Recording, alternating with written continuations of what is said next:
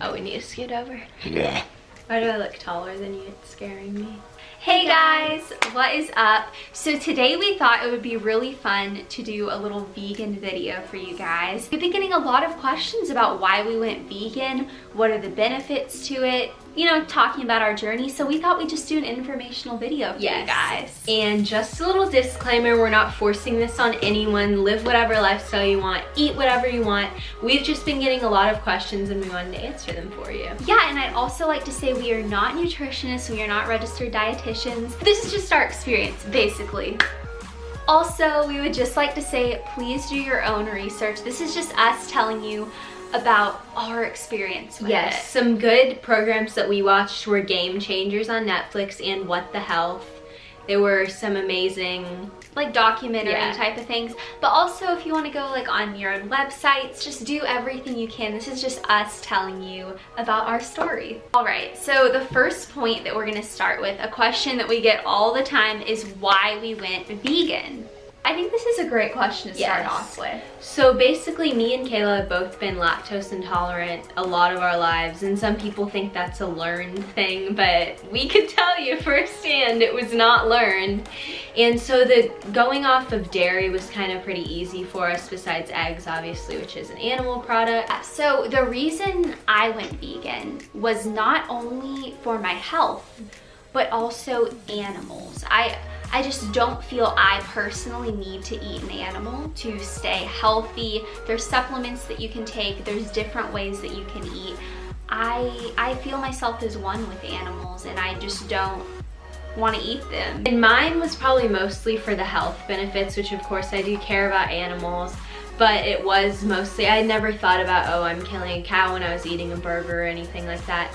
It was mostly about health for me because I just felt better and I felt more energized just eating. And of course we don't just eat plants, we definitely have fun with it. Yeah. But a lot of it is just plant-based and less processed and not animal products. So I feel like it was pretty easy because I wasn't a huge meat eater. Like, I didn't really eat it that often, and I was allergic to dairy, I guess. So a little bit about my journey. I started off being pescatarian, which is just eating like fish for the animal products, and then you can also eat dairy and eggs. And then I transitioned into vegetarianism, and I did that for... Which is cutting out all meat. Which is cutting out all meat. You still can eat dairy, which I didn't really eat. The only thing I really ate that was animal product was eggs. And honey. And honey, yeah. And then, you know, about 6 months ago, we pulled the plug, went vegan, and I would never go back unless I had to for some odd reason. But I've just felt better. I look a lot better. My skin is better. It's just the results outweigh not being able to eat a burger and not being able to eat a milkshake. And because there is a lot of fun you can have. Yeah, we've found ways to curb all these cravings, I guess you want to say, but it does get easier. At first you do have cravings, but as time moves on you do start to feel a lot better. And once again, if you eat whatever you want, that is completely fine. I would never judge anyone based off of their eating habits. It's just what makes me feel good. And then another question I get asked often is if I can still have gluten, which I've told a few of my friends that I don't digest gluten very well. It actually gives me like extreme migraines and other things that we're not going to talk about here. I did go to a doctor for my migraines because it runs in my family, and he said to cut out gluten would be good. But vegans still do eat gluten because I do get asked that a lot. Another question we get a lot is, where do you get your protein from? Yeah, and I feel like, to me, this is like a no-brainer, but to a lot of people out there watching that maybe aren't vegan, this is a very legitimate question.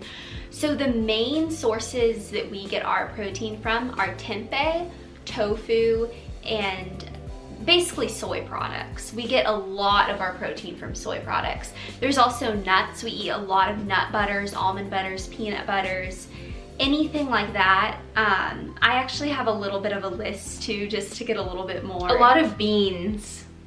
Beans. We love black beans, pinto beans, all the fun beans. I commonly eat banana walnut muffins, which have a lot.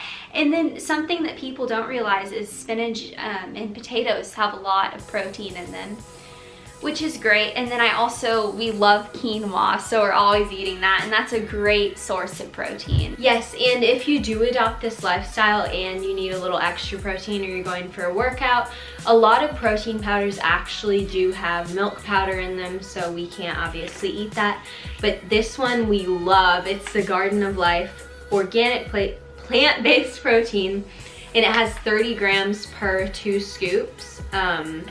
So it's a really good source, but obviously we do try to get it naturally through foods. That's just a good like pre-workout. That's like an extra. Because a lot of whey isn't vegan. So quickly, we are just gonna give you some facts on the damage that producing animal products can do. So around 200 million animals per day are killed around the world. That's just a fact. I mean, there's multiple different numbers thrown out there and there's no way you could possibly know. That's just an estimate, so I apologize if that's not the exact number.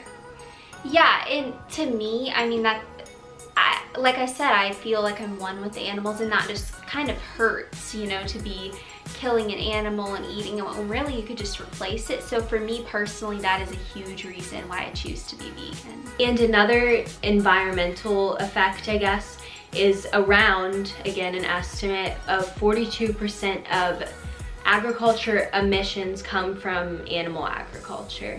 And getting into the health side of things, we could talk for hours about this, but we're just going to give y'all some very broad statistics. Yeah, which you can also learn from Game Changers. A lot of these facts are straight from it, and What the Health. Yeah, and these are very in-depth scientific researches, so we're just going to go over a little bit of that with y'all. Eating animal products causes a 400% to 500% increased risk of death from type 2 diabetes, cancer, and heart disease.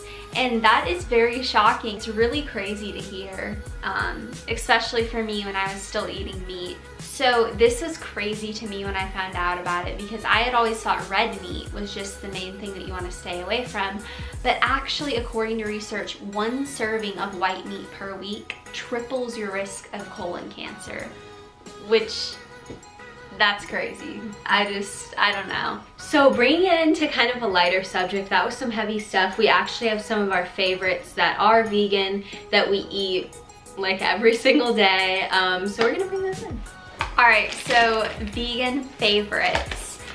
I would say one of our favorite little... It's actually empty.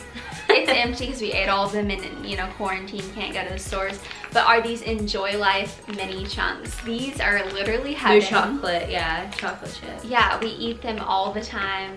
So good, highly recommend. One of my favorite snacks are these cauliflower pretzels. They're kind of, it's honestly hit or miss. A lot of people that I've given them to don't like them, and a lot do.